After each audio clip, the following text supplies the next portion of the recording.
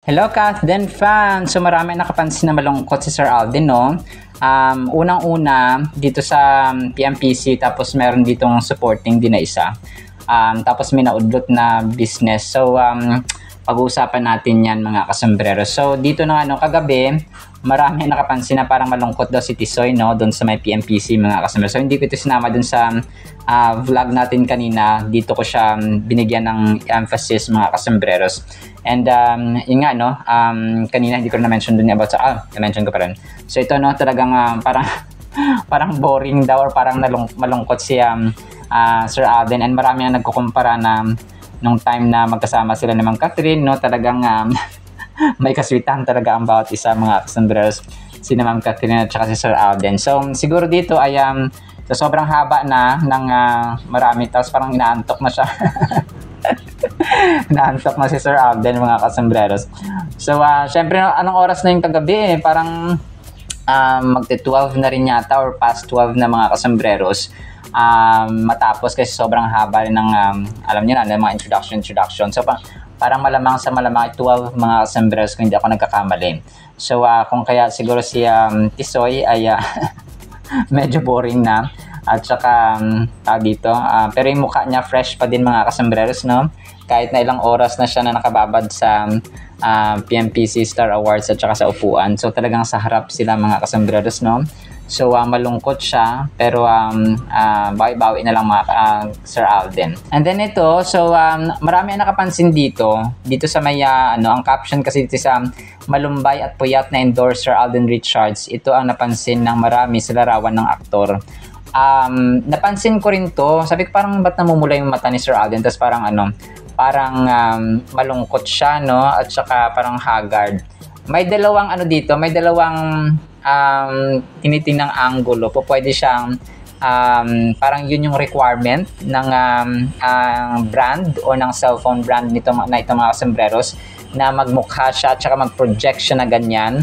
Or talagang puyat siya mga kasombreros. Pero hindi naman iaalaw ng kung ganyan yung itsura niya, di ba? So malamang ay yan yung requirement or yun yung inutos sa kanya na i-project mga kasombreros. Actually napansin ko lang ito nakaraan, kaso hindi ko na binigyan ng diin, not until marami rin na nakapansin mga kasombreros, no? Tsaka nakita ko nga kagabi, no? So ito po ay according sa Showbiz List Daily mga kasombreros. So tapos nga ito yung napansin nila, which is napansin ko rin na malungkot si Sir Alden mga kasombreros, no? Let's also pray for Sir Alden sa kanyang mental health, kasi minsan na-atake rin siya ng kanyang anxiety mga kasombreros.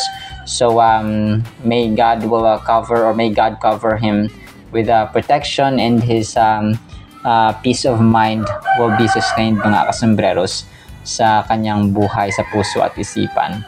So napansin ko nito nakaraan, ba't kaya parang ganito, na parang pagod, na puyat, na malumbay mga kasombreros ang phenomenal box office king dito sa kanyang endorsement nga na ginawa sa dito sa Vivo mga kasombreros. And then ito, so may kagabi, so nung nakaraan yata, nung time na birthday ni Riza, and then ni Ma'am Angel parang nagkita sila nung dati nilang kasosyo, no, na para siyang food delivery or something na business mga kasombreros. And then nga nagpa-picture sila, parang ilang taon na yung dati nilang parang nagkaroon sila ng business dati, nakasosyo, no, si Sir Alden mga kasombreros, or parang connected kay Sir Alden, pero hindi siya na push through mga kasombreros, no. Sabi niya dito sa post niya kagabi, exactly 2 years ago we met with Alden to see how my cartero yung kanyang business mga customers can help them in the distribution of high value products globally. Unfortunately, that business for us did not push through. Today bumped into him with his sibs, kanyang mga kapatid nga, no, si Ma'am Angel at saka si Ma'am Riza, and did a little of catching up. Apparently he did not pursue that business too. So para siyang siguro mga delivery rider, something like that. Or kasi may kartero siguro yung mga products nito ay hindi patok, pero kapag mga food delivery kasi talagang papatok yan mga kasombreros, yung may kartero. As we all believe everything happens for a purpose, as we got reconnected today by chance, I pray for opportunities we can now work with them for their distribution needs. So, serendipitous moment. So, Tropa Pips in Jesus, no? Tita Mom siya. Ang ganda pala, Tropa Pips in Jesus, yung isang nakatag dito, mga kasembreros. So, ayun nga, isang business na hindi na push through, mga kasembreros. And, according nga dito ay may purpose kung bakit hindi yun naging successful, mga kasembreros, no? Na kung saan nga ay parang hindi pumatok, no? Siguro yung kanilang products na ay hindi in. Ganun naman talaga kapag hindi tinatangkilik ng mga tao, mga kasembreros. And then ito, so yung kanyang famas ay ginawa niya Instagram story ulit, no? Ito po ay posted or parang recognition sa kanya ng Myriad dun sa kanyang famas awards nga, mga kasembreros, no? Na bida sa Takila. Pero nirepost niya lang sa kanyang Instagram story kagabi.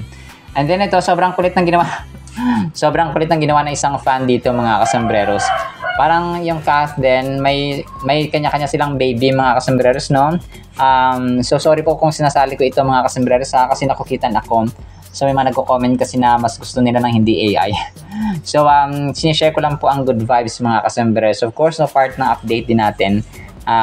Part lang ng update natin, mga kasembreros, itong mga sinishare natin sa ating YouTube channel. So pero pasensya na po ha sa mga ayaw. Pero yun po, no, ako po ay kasi nakukita nyo, kaya gusto ko i-share sa inyo ang good vibes. Pero ang mga applications nga lang ito, mga kasembreros, at saka AI. Si Ma'am Catherine may baby at saka si Sir Alden ay may baby, mga kasembreros. Pero mga applications lang po ito. So nililinaw ko naman, so hindi ko naman sasabi na totoo ito. Totoo ito, so ganun. So pasensya na po sa mga ayaw. Alright, so actually yan lang sa ating Kathleen items. Pero abang-abang pa po kayo, mga kasembreros, ha. Sana po ay pakinggan po natin ang Word of God. And today is National Heroes Day, August 25, 2025. Sana po ay pakinggan po natin ang Word of God. At para po sa ating Word of God ay sobrang ganda at lalim po nito, mga kasembreros. Sana po ay pakinggan natin ang title, Gaya ng Bulaklak. James 1 verses 9 to 10. Let the lowly, yung mga humble, brother glory in his exaltation, but the rich in his humiliation, because as a flower of the field, he will pass away. So, kagaya ng isang bulaklak, mga kasembreros. Dalawang verses ito, and may isa dito na tinutukoy yung mga taong mga humble, yung mga kapatiran natin at kapwa natin tao na mga nagpapakumbaba, no? Yung mga may sense of humility at may character sila na pagpakumbaba, mga kasembreros, na kung saan ay itinataas ng Panginoon sa takdang panahon niya, no? Ang mga humble po talaga ay kalugod-lugod sa harapan ng Panginoon, mga kasembreros. However, yung mga mayaman ay humiliation. Yung yung ida-down sila, mga kasembreros, or pag-discriminate in a righteous way. Kasi yung mga mayaman, kapag nagyayabang, ay talagang ibinabagsak ng Panginoon, mga kasembreros. And nahalintulad sila sa mga bulaklak, no, na nasa kaparangan, nasa taniman, na namamatay, nawawala, mga kasembreros. Kumbaga natutuyo or nalalanta. So, ganun siya, mga kasembreros. Napaganda po nito, mga sobrang lalim po ng meaning ng James 1 verses 9 to 10. So, ito po ay tungkol sa kayamanan at saka yung status natin na hindi magiging basis dapat ng ng standard or measuring a person's worth or value. Sa harapan ng Panginoon, tayo po ay pantay-pantay, mga kasembreros. And kung kaya siya namatay para sa ating mga makasalanan, hindi niya pinili yung mga mayaman. Hindi niya sinabi na para lang sa mayaman ako namatay, para lang sa mayaman ako pumunta dito, para lang sa mayaman ako at mapera, kung kaya ako magpapapako sa krus. So hindi po niya sinabi ang ganon. So sa lahat na makasalanan, mahirap, mayaman, bata, matanda, mga kasembreros, no? Taga Pilipinas ka man, Germany, taga Europe ka man, Africa, Asia, and so on. So lahat po, and so ito po ay once in history na pangyayari, mga kasembreros, ng mankind and ng universe and ng heavens, na kung saan po ay ang Diyos natin ay nagpapako sa krus dahil sa kanyang dakilang pagmamahal sa atin. So once lamang po mangyari ito, no, sa history ng mankind. So hindi po ibig sabihin na nagpapad doon nangyari sa dito sa Europe, no, ay doon lamang po, no, hindi po sa Israel nangyari, hindi po ganoon, mga kasos, no. Sa lahat po ng human being na humihinga at namatay mga kasus at mamamatay. So sa lahat po ng generations. So ang ating pong halaga, ang ating pong value sa harapan ng Panginoon ay pantay-pantay. So kung kaya po, pero nagmamatter na yun sa atin kung tayo pa ay sumusunod, tayo ba ay nagbabasa at nagkakaroon ng oras para sa kanyang panahon, para sa kanyang mga salita, no, at sa kanyang gawain mga kasambreros, to obey His will and His purpose sa ating buhay. Ang verse na ito nag-challenge sa atin na kailangan mag-isip tayo, okay? Let's contemplate, let's meditate, magmuni-muni tayo, magbulay-bulay tayo mga kasembreros. Papatungkol sa ating attitudes, okay? Towards sa ating mga kapwa-tao, sa ating kayamanan, and so on. It's a call to humility and perspective, reminding believers that their true value comes from their relationship with God, not from their social or economic status. So, hindi po kasi, sabi nga dito mga kasuso, kagaya ng isang bulaklak na natutuyo at nalalanta, ang mga mayaman po ay lahat tayo mamamatay mga kasambreros. So, mawawala, no? Mawawala at saka mabubura mga kasambreros. So, although mapapasa mo ito sa next generation, pero ikaw lang mismo na tao, kunwari ako, yes, matatamasa ako yung kayamanan, pero after na tayo po ay mamatay, ay kung tayo po ay nagyabang, no, kung hindi po tayo sumunod at saka hindi natin ginamit ang ating kayamanan sa kalooban ng Panginoon at saka pagdadakila sa kanyang pangalan, ay useless po ang lahat-lahat ng meron tayo. When believers find themselves in low positions, they are encouraged to take pride in the strength and character they can develop through their challenges. On the other hand, those who are rich, yung mga mayaman, are urged to embrace humility and not let their wealth define their worth. So, walang kayamanan, hindi mo masabing ang halaga ng tao ay 1 bilyon. Pag namatay yan, bibigyan mo lang ng 1 bilyon o 2 bilyon. Hindi po siya worth ng mga kasambreros. Hindi po, kumaga pa, mababayaran. Kasi ang buhay ng tao, pag namatay yan, hindi mo pwede sabihin na, o bibigyan kita ng 1 bilyon, ibabalik mo yung buhay ng tao. So wala pong ganun mga kasambreros. Have you ever stopped to think about how societal norms influence our perceptions of success and failure? This verse prompts us to question whether we are placing too much importance on worldly status and material possessions. So yung sasabi dito baka mas lalo nang tinitimbang natin, mas lalo nang parang baka sa moment ng buhay natin ngayon, mas binibigyan natin ng halaga ang trabaho, ang business, ang incomes, ang mga live sellings, ang mga pagtitinda, or any form of source of income or living natin mga kasembreros. Tama naman hindi masama na magtrabaho, hindi masama na magkaroon ng business o magkaroon ng property, hindi po masama mga kasembreros. Pero kapag wala ng Panginoon at wala ng oras ikaw sa Panginoon, na hindi ka nagbibigay ng oras at saka hindi ka nagbibigay ng panahon sa kanyang salita, no, sa pagbabasa ng Biblia, sa paggawa ng kanyang kalooban, ang kalooban niya, ang utos na pinakadakila na dalawa mga kasambreros ay love the Lord your God with all your heart, mind, soul, and strength, and love your neighbor, ang ating kapwa-tao, as we love ourselves. So, yun po yung purpose natin mga. So, paano natin ito magagawa kung wala tayong panahon, no? Paano natin sabihin na mahal kita Lord, no? Ng buong puso, lakas, kaluluwa at isipan kung wala tayong oras, wala ang sa schedule natin araw-araw, puro lang tayo trabaho, asikaso sa anak, asikaso sa asawa, asikaso sa ganito, sa ganyan. So, wala ng panahon ng Panginoon mga kasambreros. So, yun po yung sinasabi natin na hindi tugma sa ating sinasabi ang ating ginagawa mga kasambreros. So, ang verse na ito mga kasambreros nag-challenge sa atin ng conventional wisdom by exalting those in humble circumstances. So, kasi yun ang pinakauna na stanza, di ba? Let the lowly brother glory in his exaltation. So, ang tao, ang ating kapatiran, ang sinuman mga kasus, kapag sila po ay nagpapakumbaba, talagang dapat po ay tayo din ay i-appreciate sila, no? Because of their humility. And nag-challenge ito sa atin na tayo mismo ay maging humble, kasi kagaya ng isang bulaklak, lahat po tayo ay nalalanta. Lahat po tayo ay sa isang artista, sa isang politiko, sa isang celebrity, sa isang influencer, yung kanilang kinang, yung kanilang kasikatan ay natatapos din siya mga kasambreros, okay? And kagaya natin mga normal na tao, ang buhay natin ay natatapos din. Let's say magtatrabaho ka sa isang paaralan, maging teacher ka, o maging police, maging dentista, maging doktor. So after 40 years, after 50 years, after 30 years, magre-retire din po tayo at uuwi tayo sa ating mga tahanan. So ito yung sinasabi natin na life is too short, no? Para maging bitter, para maging haters tayo, maging bashers.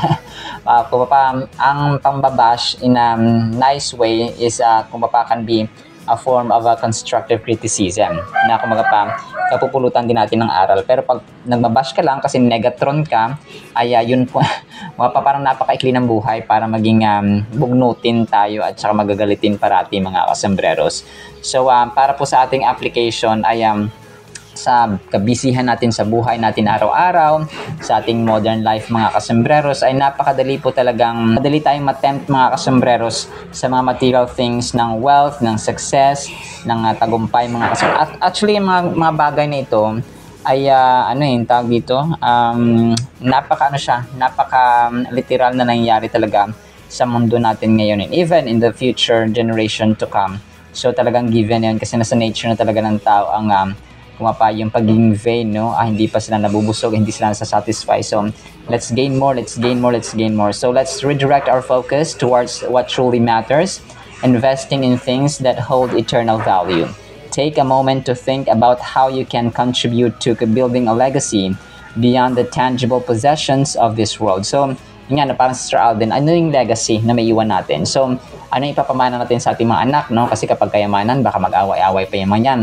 Kasi kapag meron kang kayamanan, meron kang pera, for example, na iiwan sa kanila bago ka mamatay, tapos wala silang foundation ng Panginoon, hindi pag-ibig ang mangingiral dyan, kundi selos, inggit, no, pagyayabangan. So, ganun siya mga kasembreros. Bihira lang ang mga taong, ang pamilya na iniwan mo ng, o mga anak na iniwan mo ng mana, na hindi nag-away-away at hindi nagkakaingitan. Kapag wala silang foundation ng Panginoon at hindi sentro ang Panginoon sa tahanan at sa pamilya. So, bihira na lang po talaga.